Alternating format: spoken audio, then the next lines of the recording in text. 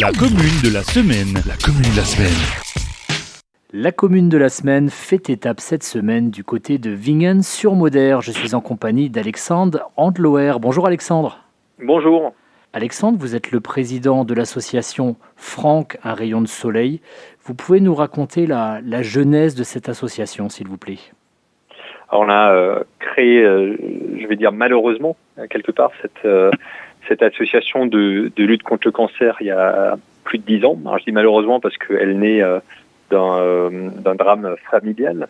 On connaissait peu en fait l'ampleur des dégâts. Donc c'est le cancer, une tumeur cérébrale qu'a eu mon petit frère en 2009 et qui est décédé quelques mois après avoir eu cette tumeur, donc ce cancer. Pourquoi on a créé cette association? Parce qu'on était surpris. On était surpris de la rapidité, on était surpris du fait que ça tue un enfant. On ne savait pas à l'époque que les enfants étaient touchés. On l'a créé parce que on s'est rendu compte que la recherche sur les cancers pédiatriques et sur des cancers spécifiques, c'est-à-dire pas les cancers les plus communs, il y a eu la recherche qui manquait. Il n'y avait pas de traitement possible pour ce cancer-là. Donc si vous n'avez pas de traitement possible, ça veut dire que vous n'avez pas d'espoir. Or, c'est pas acceptable, ni en 2009, ni en 2021, de ne pas espérer qu'un enfant puisse guérir.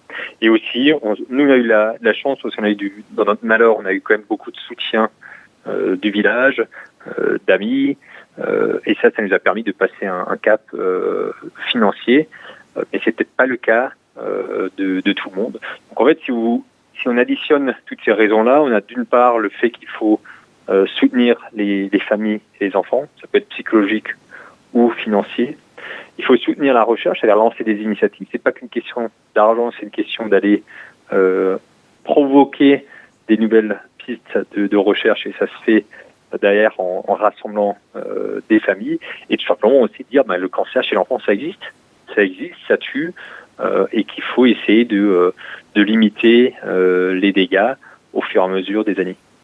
Et pour ces deux axes, soutenir la recherche contre le cancer d'une part et aider psychologiquement les familles et les enfants touchés, il faut récolter des fonds. Comment est-ce que vous vous y prenez? Les dons, donc c'est principalement comme ça qu'on obtient de l'argent, peuvent se faire de différentes manières. Soit vous participez à des événements, des courses à pied, des pièces théâtrales, et dans le cadre de ces événements, vous pouvez faire un don à l'association. On a des Rotary qui nous aident au travers de la France. On a des particuliers qui répondent à nos demandes de dons. Donc ça, c'est la manière, on va dire, la plus commune pour lever de l'argent. Après, vous pouvez aussi avoir des bénéfices qui résultent d'événements. On crée la marche tous les 2 ans à Vingen-sur-Moder. Et donc là, une partie des bénéfices va aussi aider à financer les deux causes qu'on défend, à savoir financer la recherche et soutenir les familles et les hôpitaux. Sur votre site internet, franck-unrayondesoleil.com, vous avez un leitmotiv qui est très puissant. C'est le cancer ne se fixe aucune limite, nous non plus. Et le moins que l'on puisse dire, c'est que vous vous êtes retroussé les manches, vous avez récolté quasiment 400 000 € en l'espace de 10 ans, c'est bien ça? Oui, alors on a eu beaucoup de soutien dans un premier temps des amis, au-delà de la famille, qui ont permis de générer de l'énergie au sein du conseil d'administration. On a essayé de faire une bonne communication, et à partir de là, on a essayé de toucher un maximum de personnes autour de l'histoire, mais surtout autour de la finalité, c'est-à-dire essayer qu'il y ait de moins en moins d'enfants, déjà d'une, qui meurent, 2 qui tombent malades. Mais oui, on a essayé de pousser les choses autant qu'on pouvait. On va pas s'arrêter là, parce que on a encore la capacité à aller plus loin. Quelque part, avec ce qu'on a réussi à faire jusqu'à présent, je pense qu'on peut aller beaucoup plus loin, et je pense que les enfants et les chercheurs et les familles le méritent. Ouais. Vous le savez, parfois dans le domaine caritatif, il y a eu malheureusement des dérives, notamment dans une association, on peut la nommer, l'ARC, qui faisait des grandes pubs à la télé, et finalement beaucoup d'argent a été détourné. Et je crois que de ce côté-là, vous tenez aussi à rassurer les gens qui ne connaissent pas l'association. Chez vous, tout va au bénéfice de la recherche ou bien du soutien aux familles. Ouais, bien sûr. Alors, ça nous paraît évident. C'est pas quelque chose auquel on a pensé dès le départ, mais c'est justement au gré de marchés, d'événements et autres qu'on s'est rendu compte que ces scandales avaient laissé des marques.